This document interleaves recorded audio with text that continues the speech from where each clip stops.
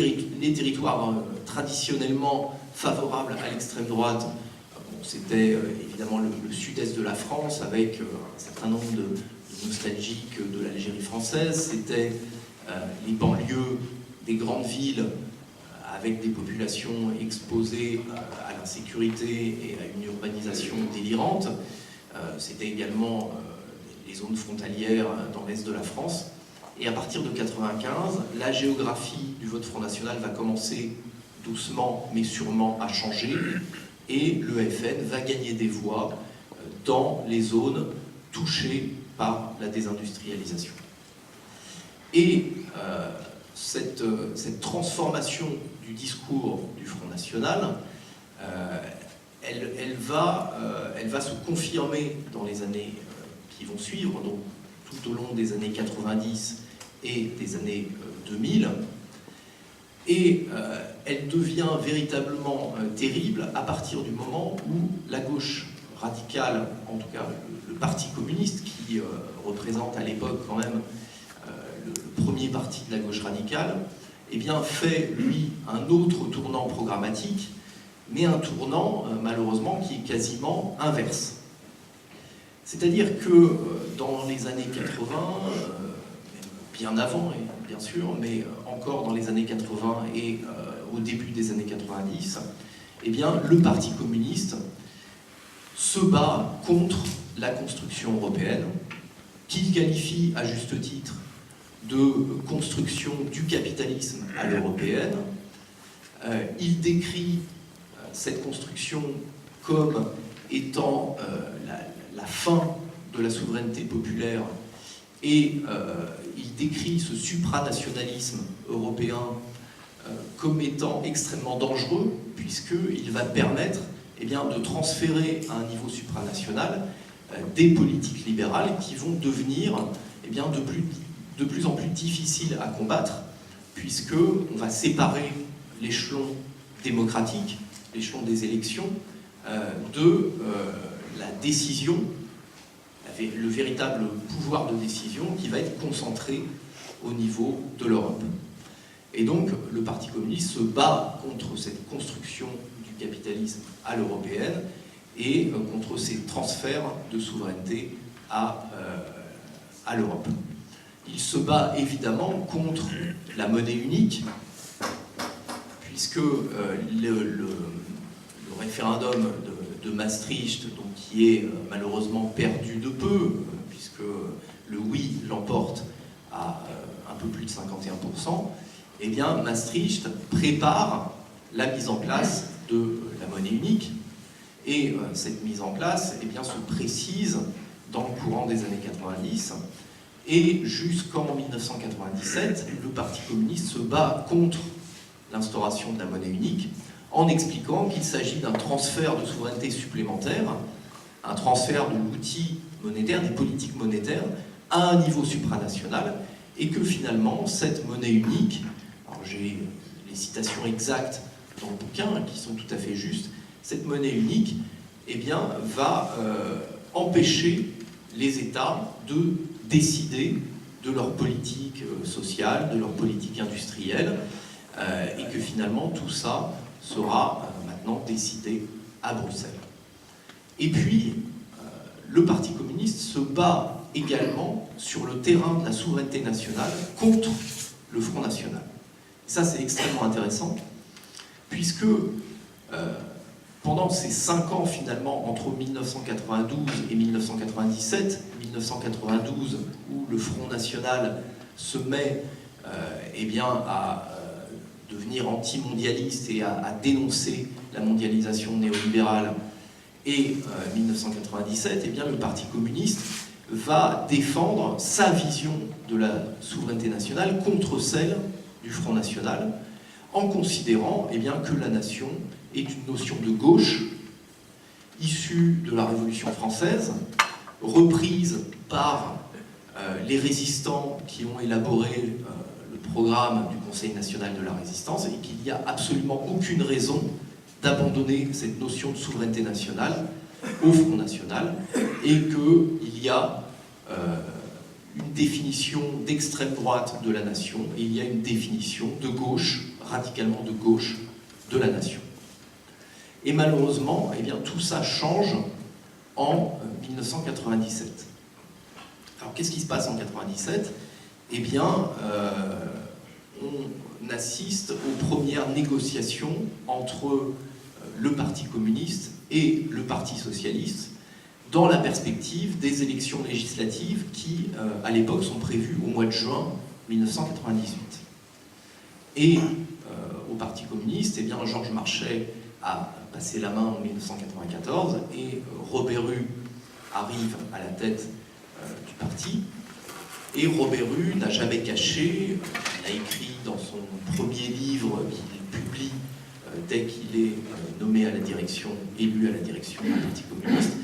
Robert Rue souhaite opérer un rapprochement, faire une nouvelle union de la gauche avec le Parti socialiste. Donc les deux partis commencent à négocier et évidemment, il y a un désaccord majeur sur les questions européennes, puisque le Parti socialiste est tout à fait pro-européen. Évidemment, Jacques Delors, qui est l'artisan du tournant de la rigueur, a été envoyé à la présidence de la Commission européenne pour mettre en place l'ultralibéral Acte unique en 1986. Jacques Delors était un fervent défenseur du libéralisme, il était un fervent défenseur de la monnaie unique, et finalement, pour faire oublier le tournant de la rigueur, pour essayer de détourner l'attention, le Parti socialiste a construit, surtout à partir de 1983, tout un discours pro-européen en expliquant eh bien, que maintenant, les choses se jouaient à un niveau supranational et que le socialisme ne pourrait se construire qu'au niveau de l'Europe. Et donc le Parti socialiste a participé activement à cette construction de l'Europe libérale, et bien sûr, le Parti communiste, qui est opposé à cette Europe libérale, eh bien, a des positions tout à fait divergentes avec le Parti socialiste. Il faut rappeler d'ailleurs que en début d'année 1997, le Parti communiste lance une grande pétition, et d'ailleurs qui va marcher assez bien, qui va recueillir des dizaines et des dizaines de milliers de signatures, contre le passage à l'euro. Alors que les socialistes, évidemment, sont de fervents partisans de l'euro. Donc c'est dans ce contexte que démarrent les négociations pour les législatives de 1998, négociations qui, évidemment, sont relativement tendues sur ces questions européennes.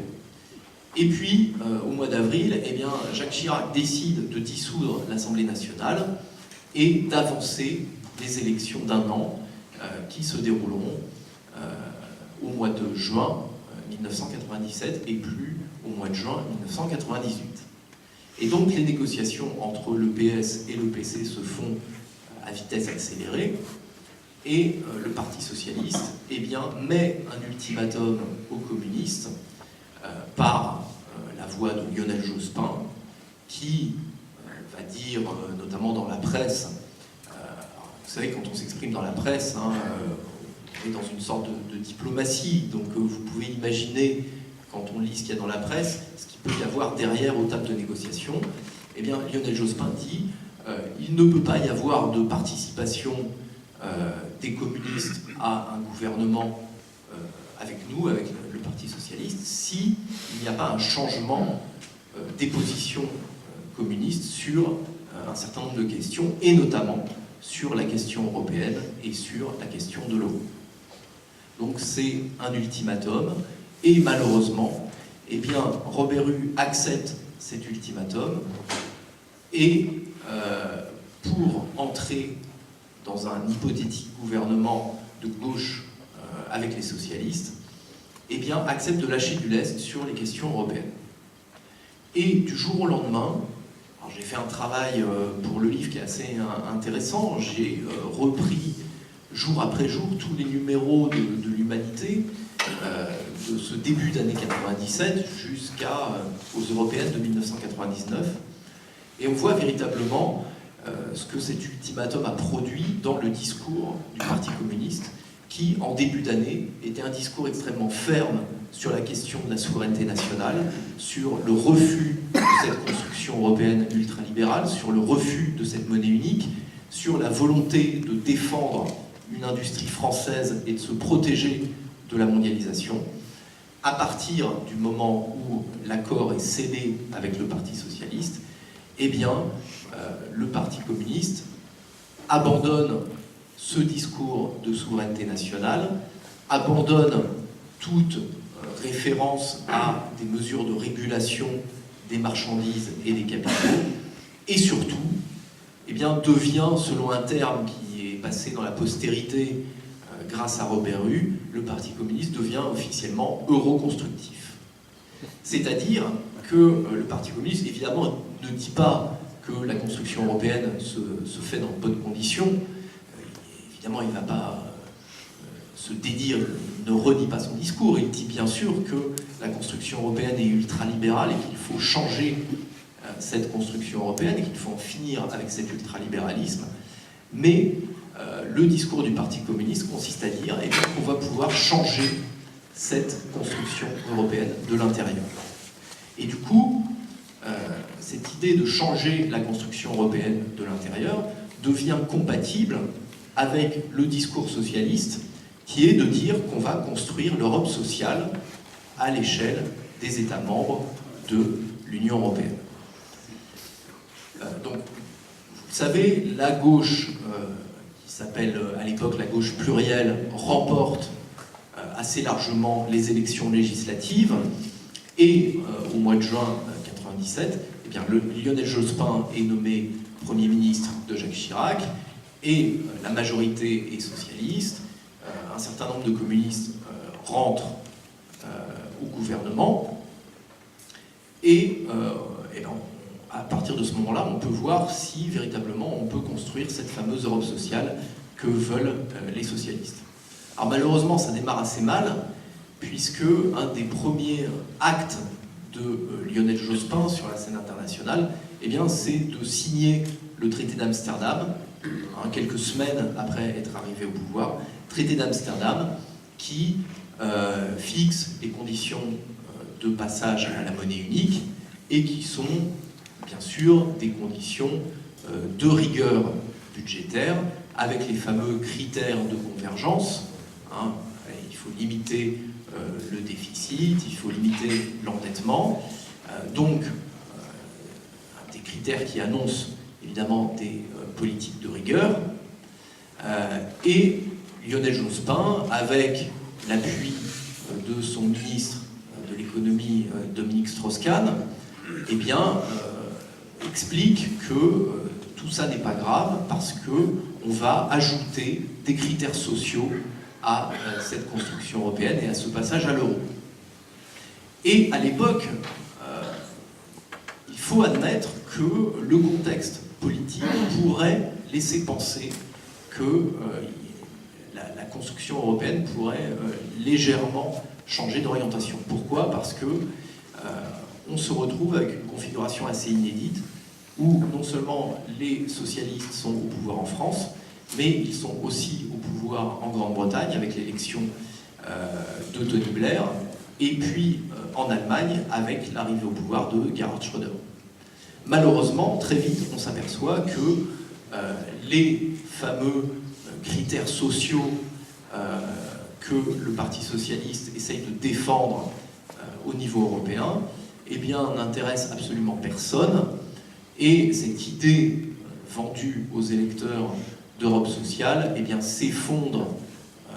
au fur et à mesure, et elle sera définitivement enterrée en 1999, quand M. Blair et M. Schröder publient ensemble un manifeste à quelques jours des élections européennes de 1999, manifeste